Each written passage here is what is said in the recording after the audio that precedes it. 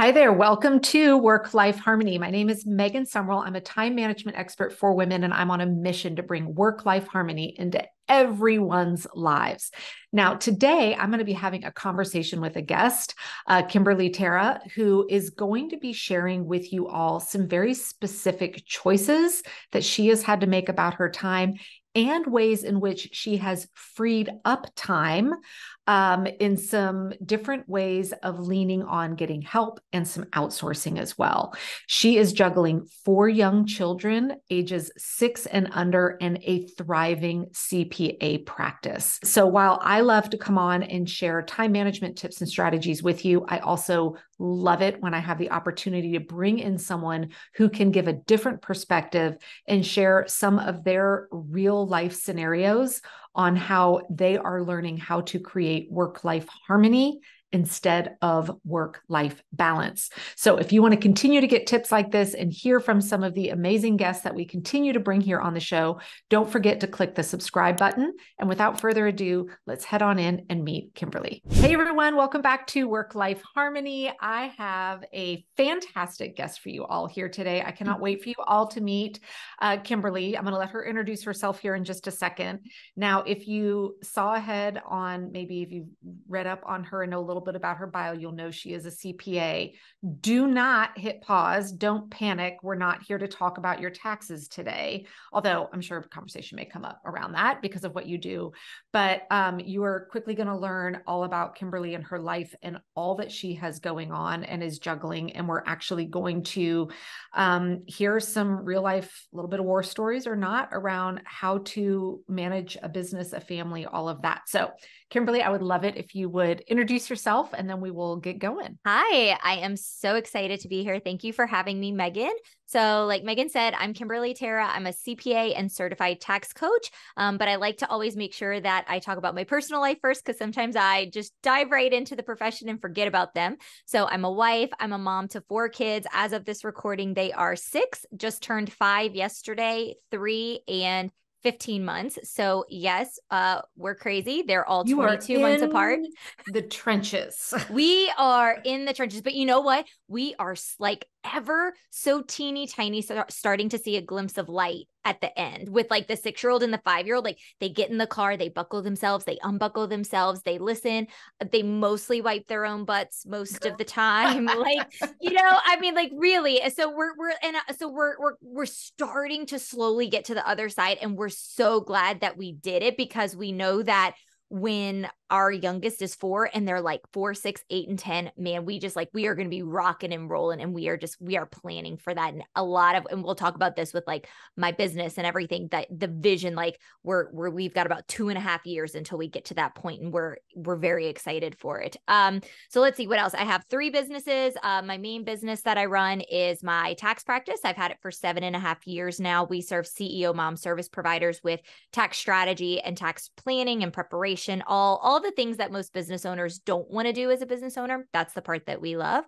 Outside of that, I love to travel. I love listening to audibles and podcasts. Listening to education has really changed my life. I love to read. I love to learn, but I realized probably not after the first kid, but after the second kid, that the books were just sitting there on the nightstand, that I wasn't actually going to open them at night. So I had to figure out, I'm not really as much of an audible person. I'm more of a visual person, but a coach kind of quote unquote forced me to listen to a book because I needed to get it done. And she was like, well, try Audible. And it changed my life. And now I probably listen to like 4 books a month because I listen on 2x.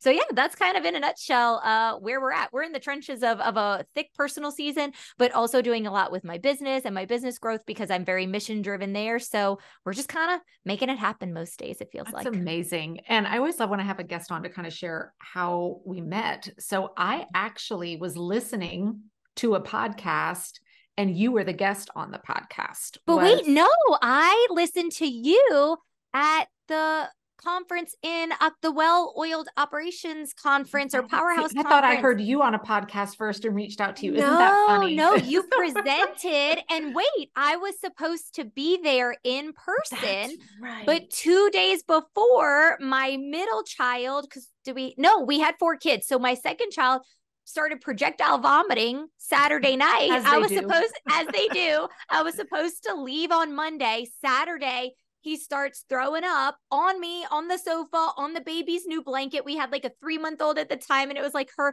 personalized blanket, and it's got throw up on it now. And so I'm just sitting there sobbing, cleaning everything. I'm like in my bra and underwear because I had to take my throw up clothes off. I had to put the baby down. I'm sobbing, trying to salvage her beautiful, we have 3 boys and a girl, so I had a pink beautiful monogrammed blanket. I'm like just sobbing, trying to get everything out so I can wash it, and like sobbing because I know that I have to cancel this conference that I was so looking forward to. My husband was going to come with me so we could bring the baby. I was still nursing. This was going to be like my first thing, like really back in business and really hitting the momentum.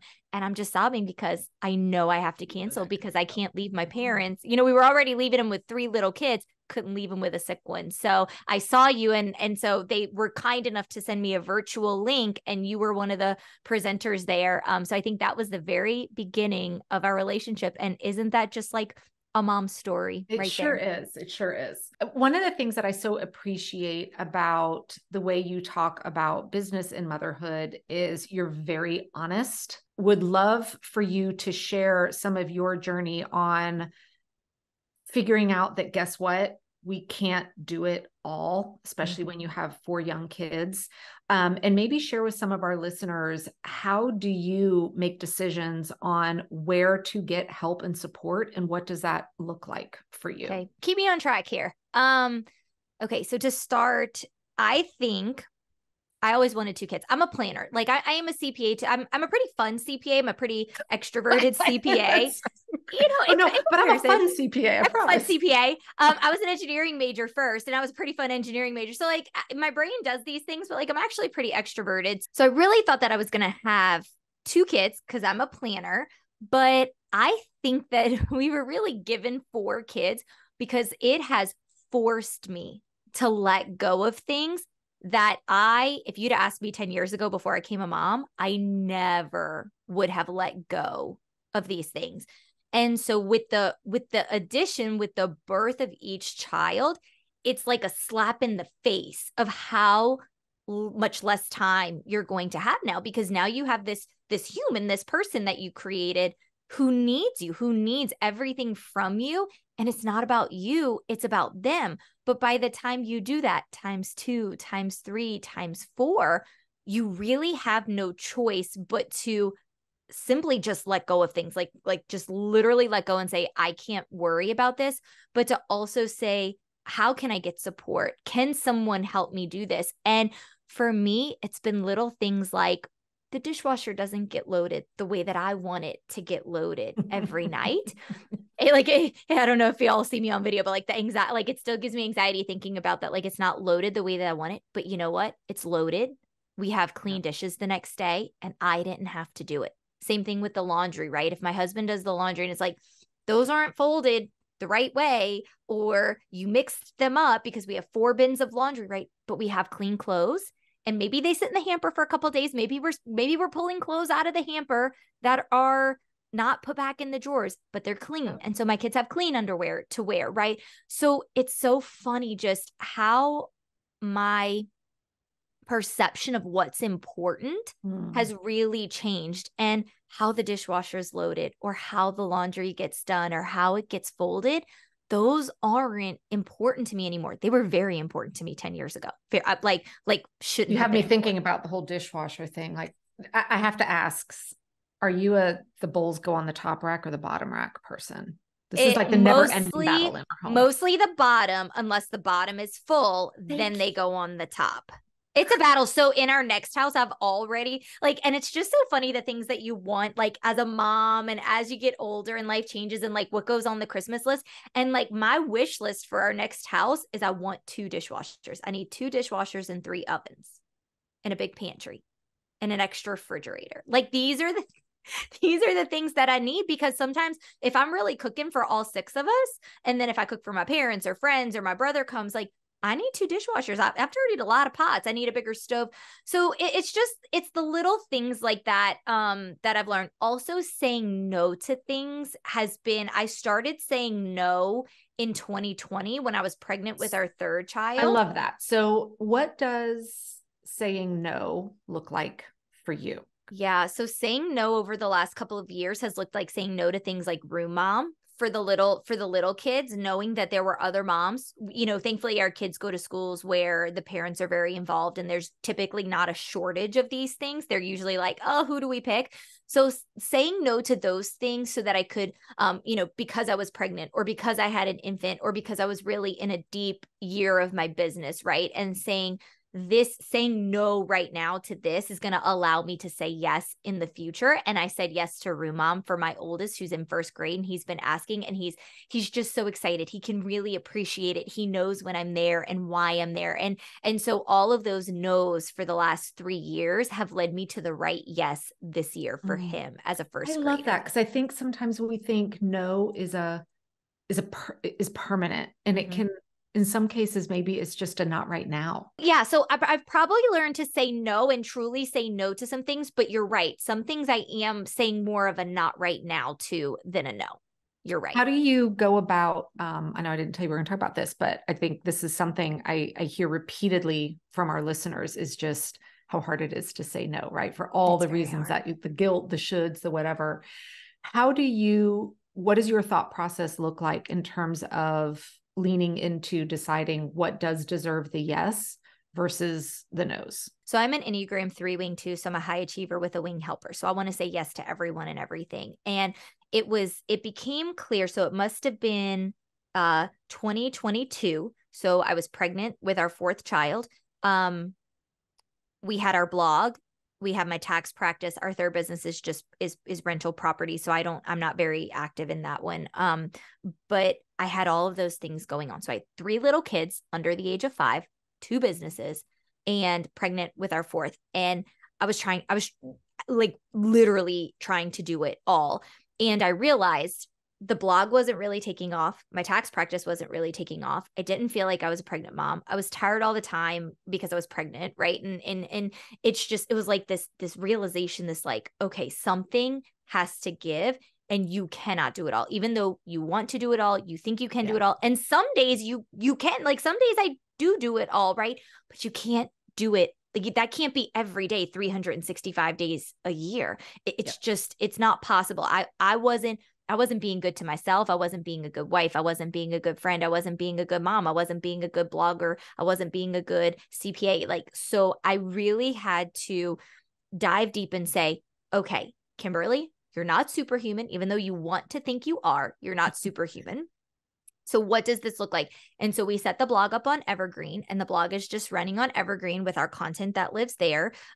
We got some help at home. My husband and I had a very come to Jesus conversation, if you will, that this is what I need. This is how I need you to help. And I should say that I have a wonderful husband. He just doesn't realize things the way that I realize it. And also we've always had it set up where he works a corporate job. And so that comes with some benefits, good corporate benefits, right? But that comes with cons, like not having flexibility. And he drives to work at a power plant 40 minutes away from where we live every day. And so I'm the one who's more flexible and with the kids, and that's how we wanted it to be. But I don't think that I plan for my business to see the success that it has had. And so now my business needs me more, but I still want to be mom.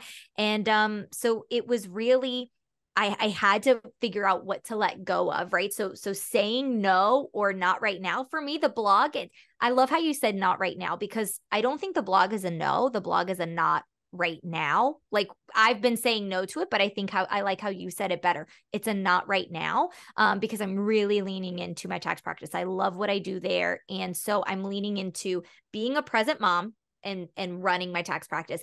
And if it doesn't align with those two things, it's a no or a not right now. So that has looked like getting some more support at home through my husband, through some help at the house, and then also bringing help into my business as well, which I never really thought that I would do. But oh my goodness, that's just been a trajectory change in the last like maybe even 90 days. And oh my goodness, just that has been so incredible. I mean, like we're just exploding in the last couple of months because And I've I've loved leaned in to watching help. it.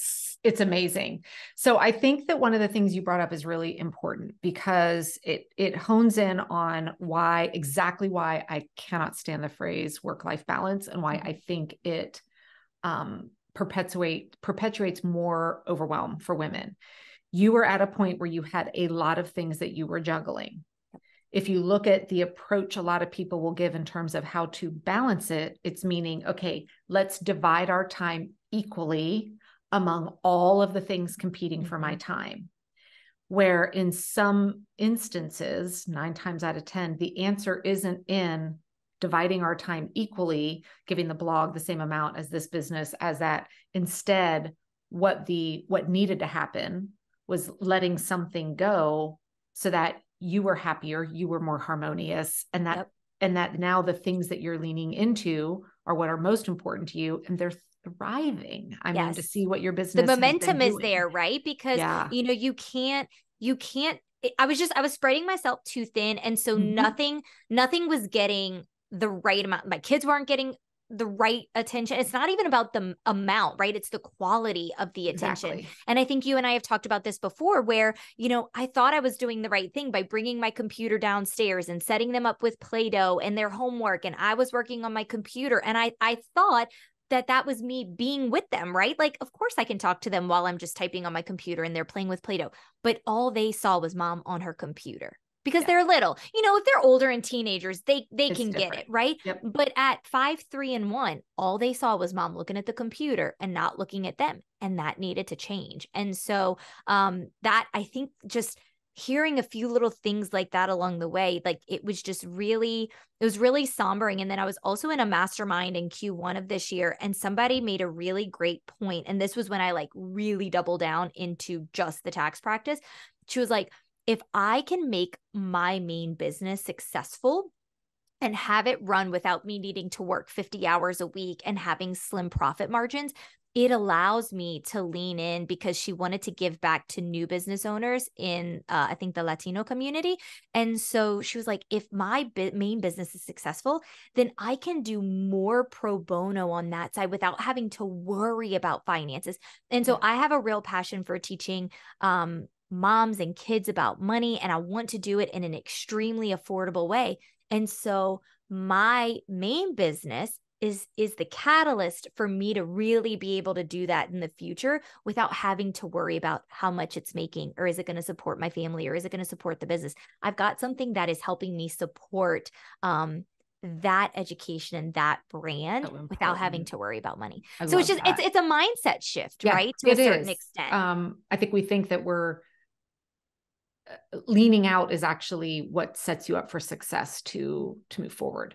Now, you mentioned that you do get some help at the house. So how have you gone about making decisions on what that looks like for you and what that help can mean for you? Because I know that's hard for us. I mean, it's especially when it involves people coming into your home and all of that. And I think a lot of people, when they know they need help, they just don't even know where to start with that. Yes. So we actually outsourced our laundry for a little while there. That was the start of it. And because I do want to be present with my kids. So for me, like, I didn't want a nanny who was spending time with my kids. So like, okay, we have somebody watching our kids, I'm doing the work, and then I get to do the housework. Well, that's not what I want. Like, that's not why I became a mom. I get all the crap. Right, exactly. Like, my husband goes to work, I work, and then somebody's playing with the kids, and then my husband comes home from work and he's outside with the kids, and I'm sitting here cooking dinner, doing the dishes, doing the laundry. Like, no, that's not how it's going to happen. So I saw in one of the local mom groups, like Facebook mom groups, somebody had posted about this, and I was like, so they come and pick up your laundry, they do your laundry, and then they bring it back. Okay. All right. I'm willing to try that. I'm willing to give it a go. So we started with that. And that was really my first like toe dipping into having more house help versus like just sitters and childcare help. Right. And that was also right after our daughter was born. and we didn't have childcare for her. And I probably should have put her in daycare or something, but I felt really guilty because I didn't do that for the other three. And so the mom guilt was real, that just because she was a fourth child, she should not have to go to daycare sooner than the other two. So that mom guilt was real. Probably should have just done it. She'd have probably been fine, but I feel good about my decision. So then it became, okay, well, like how do we get more of the household tasks off my plate so that I'm either working in my zone of genius in the business, or I'm spending quality time with my kids and I'm not constantly doing the dishes. I love that you approached it that way, because I think where so many people start is they end up, because they don't know what to do, we end up outsourcing or getting help in the areas of the things that were the fun. We outsource the fun, and we're left with the scrubbing the toilets and the whatnot. And so I love that you really put that thought into, hang on, these are the things I do want to, let me zone in on the things I want to keep and protect, to then say what's left and how do I get help instead. Yep. So that's what it pretty much looks like on the house side. So we do have housekeepers that come every other week. And so that's the scrubbing of the toilets and the bathtubs and the dusting and all the deep cleaning, right? We keep it pretty clean in between. And then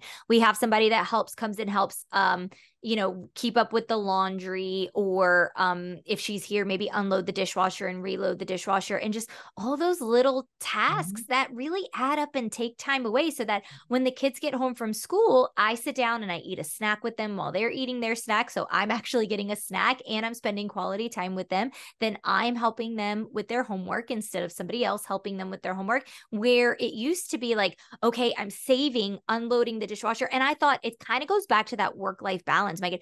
I thought that I was being smart and strategic, and I was to a certain extent, but I was being smart and strategic by saving the unloading of the dishwasher and the loading the the washing machine when the kids got home. Instead of being up in my office working, I was saving those things so that I could talk to them while they were eating their snack, and I was unloading the dishwasher and reloading it. And that does still happen sometimes, but now it doesn't have to happen 7 days a week, right?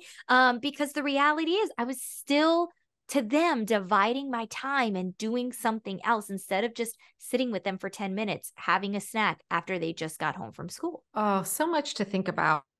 I think, my hope is that anybody listening right now that is in the stage of life where you are in the trenches, as you are, Kimberly, with, young kids, and your demands on your time being shifted, whether it's with a, job outside the home, whether you're building your own business, or just multiple human beings at you wanting your undivided attention as they do.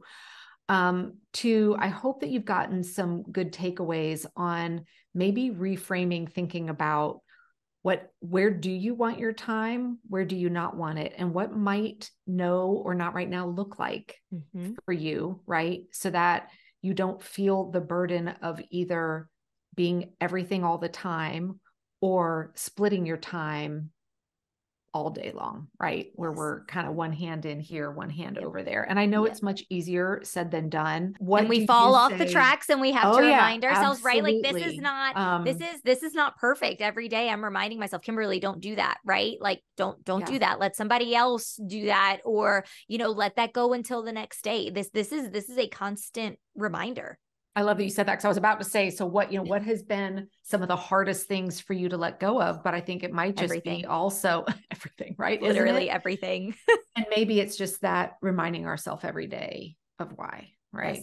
Yes. Don't do this, right? And or when it gets hard, like, I would say it's been easier than I expected to let things go on the home front. It's actually harder in my take it very seriously how we serve our clients, and it's just been me for a while. And so it's honestly been harder in the business, making sure that those checks and balances, that quality control is in there. But just staying the course, reminding myself why I'm doing this, that it's going to be beneficial over the long haul. I would actually say it's been harder in my business to let go than I anticipated. The house stuff, it's like, laundry's done, dishes are done. I'll let that go. I'm getting used to it.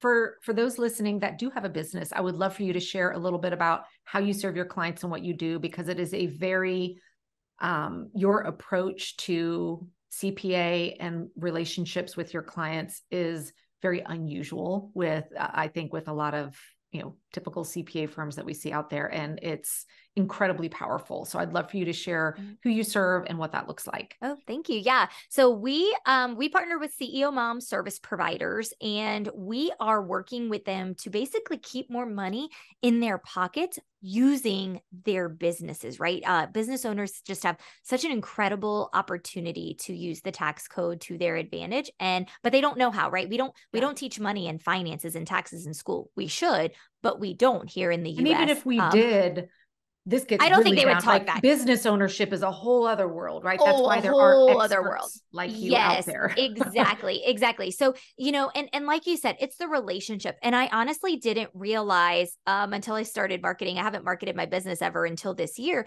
that our response times of 24 to 48 hours is unheard of in the tax and CPA world, or that reaching out to our clients proactively to say, hey, wanted to check in, or have you done this, or did you hear about this, or have you thought about this?